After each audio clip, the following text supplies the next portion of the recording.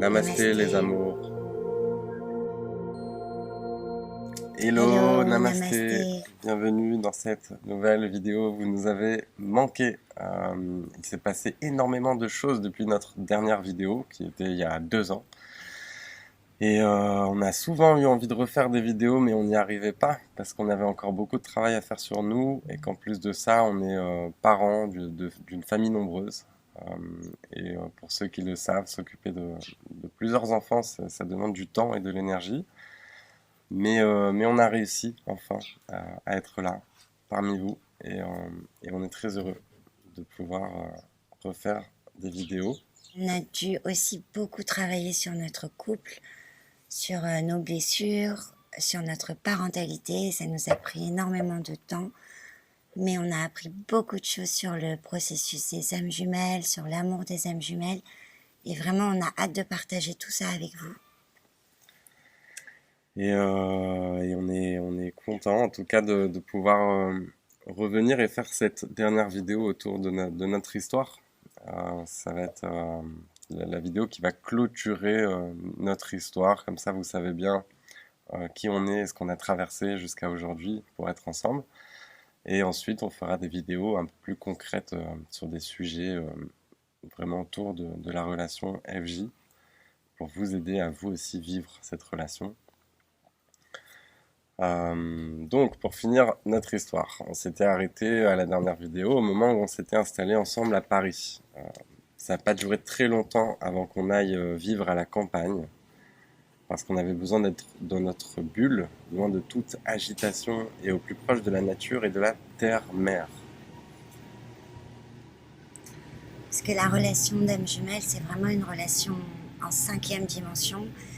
Du coup, on ne pouvait plus vivre dans un système 3D avec un environnement 3D et on se sentait complètement en décalage avec la société qui nous entoure, tout simplement avec notre environnement. Et Ouais. c'était tellement intense aussi ce qu'on vivait, donc on avait besoin de se retrouver dans notre amour et de pouvoir transmuter toutes ces choses qu'on avait à transmuter. Il y en avait énormément, donc on avait besoin de calme et du moins possible d'éléments perturbateurs autour de nous. Ouais. Et donc à la campagne, quand on s'est installé là-bas, tout est allé assez vite par la suite. On s'est fiancé, marié et on a eu notre premier enfant dans la foulée, très rapidement. C'était hyper intense. C'est comme si la vie nous poussait à être ensemble et à évoluer rapidement dans notre relation. Nos âmes, elles ne veulent qu'une chose en réalité, c'est refusionner le plus rapidement possible. Elles ont un plan pour ça, qu'elles doivent mettre en pratique, en action, et assez rapidement, dans l'immédiat même. Mais en général, il y a des interférences qui se créent avec nos égos et le mental, qui ont du mal et qui veulent nous éloigner de ce plan, malgré eux, au final. Mais à chaque fois, ils se font balayer par nos âmes et on revient assez rapidement dans l'amour, quelles que soient les crises qui peuvent survenir. Oui, c'est ça. En fait, c'est comme si nos âmes, elles s'étaient beaucoup manqué. Vraiment, ça fait très longtemps qu'elles attendent qu'on fasse ce travail en conscience de vouloir arriver à ce grand amour. Et, euh, et du coup, une fois qu'on se retrouve, c'est comme si on est téléguidé. Donc, elles ont plus de temps à perdre. Elles ont une mission à accomplir ensemble. Et du coup, le travail s'enchaîne, s'enchaîne, s'enchaîne.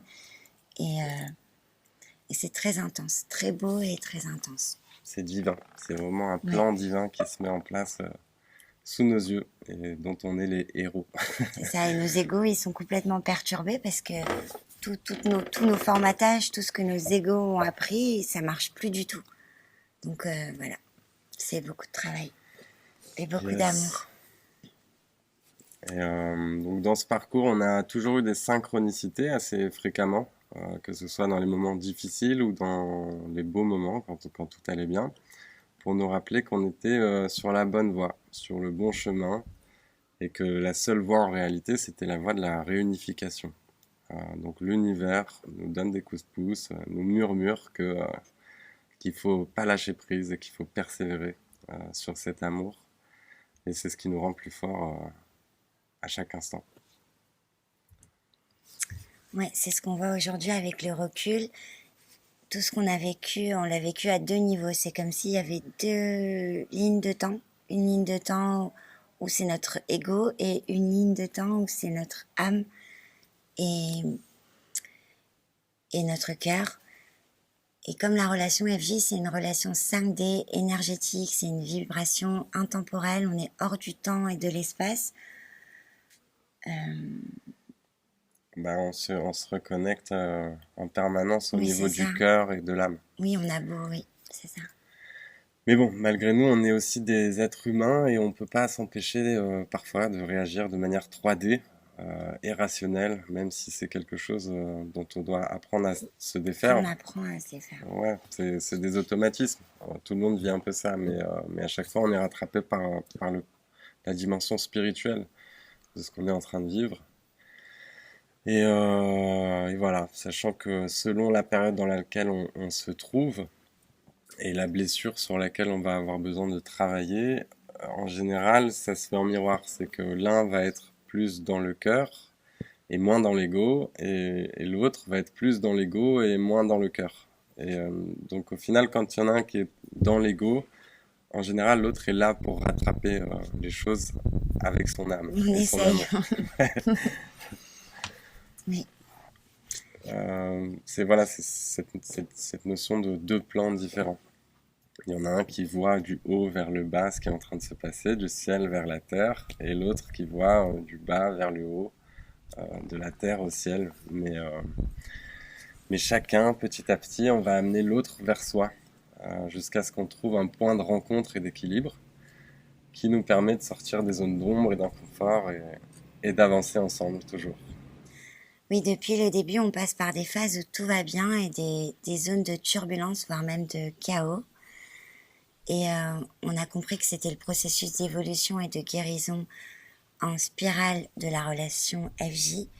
On dit en spirale parce qu'on a l'impression que c'est vraiment des cycles et qu'on va toujours de plus en plus profondément dans la guérison de la blessure qu'on travaille, pour avoir encore plus de compréhension et encore plus de prise de conscience et, de lumière. C'est ça, c'est des cycles, mais qui évoluent. C'est comme des phases, des marches. On a une blessure, la blessure de l'abandon ou de l'ego par exemple.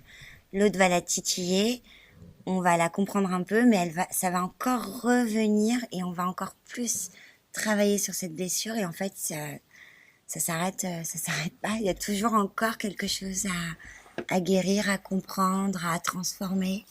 Ouais, et dans ce cycle, il y a des phases où, en gros, hein, on passe par des phases où tout va bien et on va retomber dans des zones d'ombre. Mais quand on va sortir de là, on va passer à un niveau supérieur et on va recommencer un peu le processus. Bon, à chaque fois, c'est de plus en plus court et de plus en plus gérable. Mais c'est pour ça qu'on trouve que la spirale, ça illustre bien ce phénomène de cycle, Ou d'évolution. les poupées russes aussi. À chaque fois, il y a encore une poupée à l'intérieur, plus petite, et tu dois encore plus approfondir ton travail. Mais ça en vaut le coup. C'est vrai. Donc ouais, on est amené, voire forcé, puisque de toute manière, on n'a pas le choix. On a besoin de rester dans cette relation et dans un amour puissant. On est forcé de guérir nos blessures primordiales, qui sont donc le rejet et l'abandon, mais qui, à travers le temps, les vies passées, les lignées, les traumatismes vécus, ont généré des milliers de petites blessures et de choses à voir en soi, à accepter, à nettoyer, à guérir, à transmuter. Donc c'est un travail assez colossal. Mais bon, c'est un travail essentiel et dont on sort plus fort à chaque instant. Donc c'est en ça aussi que la relation FJ, elle est forte et qu'on est des miroirs. Parce que c'est l'autre qui nous permet de refléter ça, qui nous reflète ça, qui nous permet de voir ce qui ne va pas en nous. Parce qu'en général, on ne s'en rend pas compte tout seul. mais grâce à l'autre, on peut se rendre compte de ce qui va pas et du coup, on peut commencer à faire un travail profond pour évoluer et s'en sortir. Mais parce qu'au final, c'est un cadeau de pouvoir se guérir aussi puissamment et rapidement ensemble. Même si c'est très intense, il faut attacher sa ceinture parce qu'on peut y laisser des plumes. Ouais, en effet, ça décoiffe grave. Faut vraiment bien s'accrocher parce que c'est hyper intense. Donc pour continuer notre histoire, ensuite on est parti s'installer dans un autre pays, sur un autre continent. On est parti à l'aventure sur un coup de tête parce que le climat en France était devenu trop anxiogène et on a rapidement eu notre deuxième, puis notre troisième et récemment notre quatrième enfant. Donc voilà. Ouais, ça s'est vite enchaîné de manière très intense. Mais c'est magique, on a donc découvert tout l'univers merveilleux euh, d'avoir des enfants, de la conception à la grossesse, en passant par l'accouchement et en arrivant à l'éducation maintenant et la transmission de nos valeurs et de l'amour inconditionnel. Et chacune de ces étapes est hyper intense et émouvante et surtout pour des êtres éveillés et hypersensibles comme nous. Ce qu'on a dû vivre aussi, c'est de faire face à l'image du père et à l'image de la mère, et de guérir tout ça, qui a demandé un travail assez profond. Moi, par exemple, je voulais être trop maman, parce que j'ai grandi un peu dans cette éducation et dans ce rapport que j'avais avec ma mère et ma grande sœur, qui a eu des enfants assez tôt, et plusieurs enfants dont je me suis occupé. Et j'avais hâte d'avoir mes propres enfants pour m'en occuper comme une maman. Oui, c'est ça. Toi, tu t'étais déjà occupé de plusieurs bébés. Tu savais t'y prendre avec les nouveau-nés. Alors que moi, de mon côté, notre fils, c'est le premier bébé que j'ai pris dans mes bras. Donc, j'ai grandi en tant qu'enfant unique. Alors, j'ai pas, j'ai pas eu l'occasion de m'occuper d'enfants. C'était tout nouveau pour moi. Ouais, et moi j'ai dû apprendre à lâcher prise en fait et à laisser de l'espace à Sarah pour qu'elle puisse être la vraie maman et qu'elle puisse apprendre à être une maman par ses propres moyens, même si moi j'avais très envie de m'occuper des On a enfants partagé. et vraiment hâte. Oui, j'ai beaucoup participé, mais il fallait vraiment que je lui laisse son espace, que c'était pas moi la maman. Il fallait que j'apprenne à faire ça. Mais bon, de toute manière, déjà d'apprendre à être parent, c'est pas facile, c'est facile pour personne.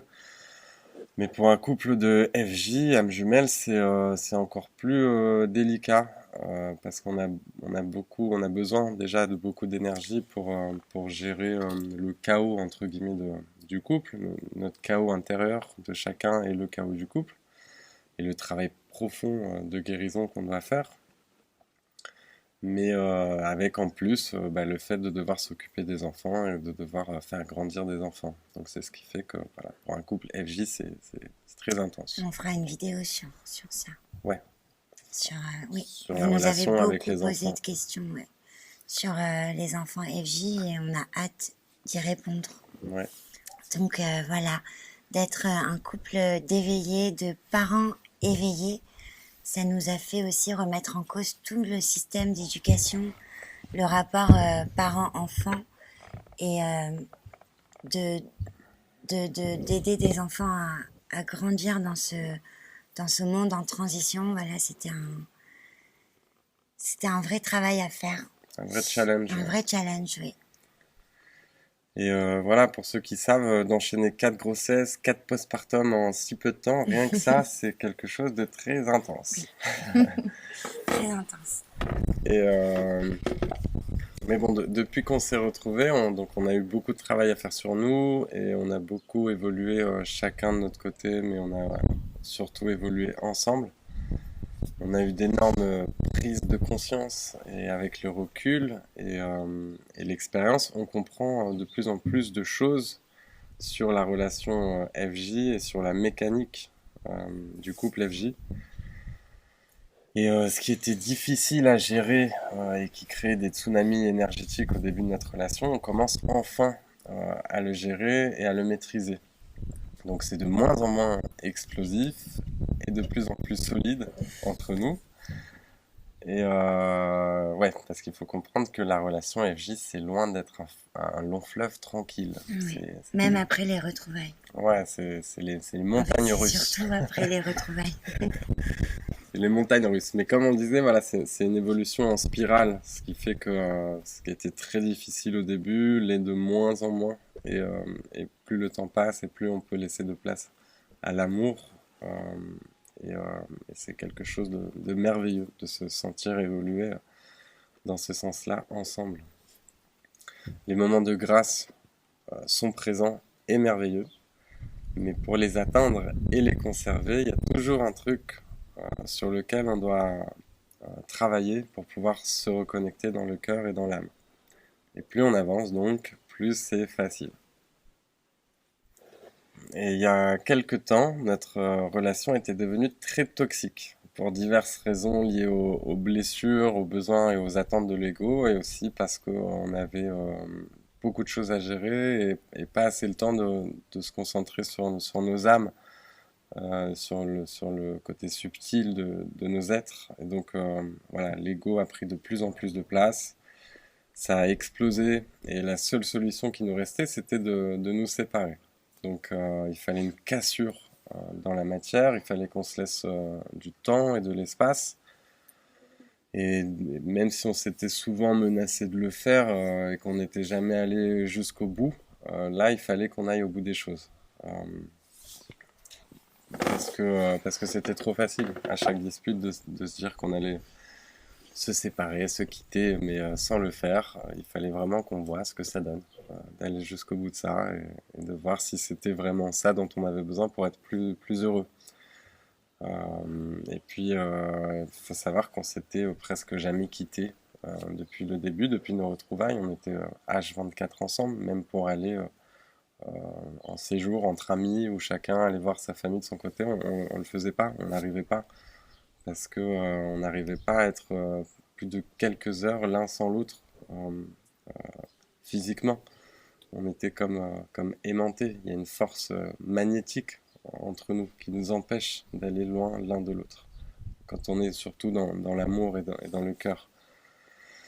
Mais là, voilà, comme nos égos prenaient beaucoup de place, il fallait cette cassure, cette séparation. Et quelque part, c'était comme un test aussi pour voir, pour comprendre de nouveau à quel point notre amour était puissant et aussi pour pas oublier qu'il est aussi puissant que précieux et qu'on doit toujours tout faire pour prendre soin de cet amour et prendre soin de notre couple. Ouais, ça n'a pas duré très longtemps. On s'est séparés pendant 1 mois. Et c'est comme s'il fallait qu'on laisse une chance à nos égos pour voir s'ils pouvaient vraiment nous séparer ou si ou pas. Et en fait, bah, non. Notre amour est plus fort que ça et nos âmes avaient encore des choses à vivre ensemble. Et voilà, malgré tout, on finit toujours par se reconnecter dans l'amour. Là, voilà, on est allé au bout de cette chose-là. Oui. Voilà. On a vu ce que ça faisait de se séparer et on s'est rendu compte qu'on n'était pas plus heureux comme ça, on avait au final besoin de se retrouver. Et voilà, il y a une distorsion du temps. Ah oui. Euh, Oui, parce que 1 mois, ça peut paraître très court, mais dans la relation d'âme jumelle, le temps n'existe plus. C'est-à-dire on a 2 lignes de temps. On a la ligne de temps de nos âmes et de nos cœurs, où là, le temps est complètement en distorsion, qu'on n'a plus du tout la notion du temps. Et il y a la ligne de temps normale, de l'ego où tu as des responsabilités, des factures à payer et tout ça. Donc, d'un côté, 1 mois, c'est pas très long, mais pour un couple d'âmes jumelles, c'était long. C'était une éternité. C'est-à-dire qu'au début, quand on s'est séparés, on était encore dans nos égos. Oui. Donc le temps passait, on s'en rendait pas compte. Mais quand chacun, du coup, on a pu prendre le temps de revenir dans nos cœurs et dans nos âmes, on s'est rendu compte que ça avait duré une éternité et qu'il fallait vite qu'on se retrouve. Et l'univers a mis plusieurs synchronicités dans nos vies qui nous ont fait nous retrouver encore plus vite. Ouais, c'est vrai. On a eu un coup de pouce de l'univers qui nous a fait des leurres même pour qu'on accélère les retrouvailles. Ouais. Du coup, voilà, on s'est retrouvés et on a bien fait de le faire. Ouais, parce qu'on a appris aussi beaucoup de choses grâce à cette séparation. Ah oui, ça nous a rendus plus forts. De toute façon, toutes les crises et tous les semblants de chaos qui peuvent survenir, au final, c'est juste pour qu'on transmute et qu'on soit encore plus fort. Et on sait en plus que cette période, c'était une période assez spéciale parce que c'était une forte période de séparation pour les couples d'âmes et les couples d'âmes évolués et les couples de FJ. On n'était pas les seuls à vivre ça. Et il y a beaucoup d'âmes, de couples d'âmes qui ont été invités en réalité à détruire pour reconstruire, à détruire les mauvais fondements entre guillemets pour repartir, reconstruire de bonnes bases. Et c'est un peu ce qu'on a fait nous aussi. Donc voilà, cette nouvelle vidéo touche à sa fin. On espère que tout va bien pour vous, que ces derniers temps n'étaient pas trop difficiles pour vous aussi, et que vous êtes plus forts que jamais. Pour ceux qui sont aussi dans ce parcours FJ et qui seraient éventuellement en séparation, on veut vous rappeler qu'il faut vous aimer, aimez-vous. Prenez soin de vous personnellement et aussi de votre couple. Que vous soyez ensemble ou séparés, vous pouvez vraiment prendre soin de vous, de votre couple sur des plans subtils, même à distance. Vous pouvez vous guérir et guérir l'autre. Et pour ça, on peut vous y aider si vous avez besoin. Vous pouvez prendre rendez-vous, nous contacter pour une séance ou aller directement sur notre site. Et voilà, un petit truc à rajouter. Ouais, n'hésitez pas à nous raconter vos histoires parce qu'on adore vous lire vraiment. Et on se sent, comme tu disais, c'est un amour qu'on a envie de partager, qui se partage. Pour le faire exister, il faut qu'on le partage.